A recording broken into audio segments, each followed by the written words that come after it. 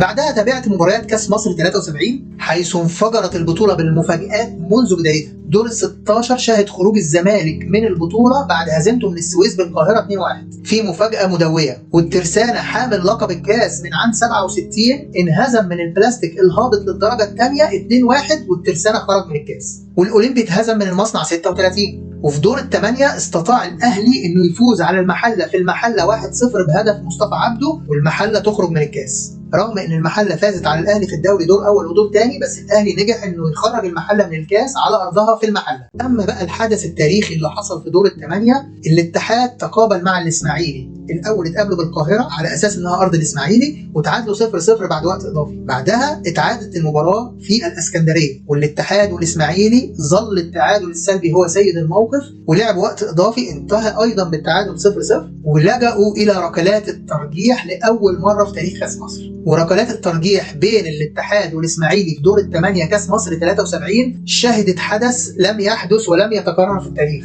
عرابي حارس مرمى الاتحاد السكندري نجح انه يصد 5 ركلات ترجيح. لا ثانية واحدة، يعني ايه صد 5 ركلات ترجيح؟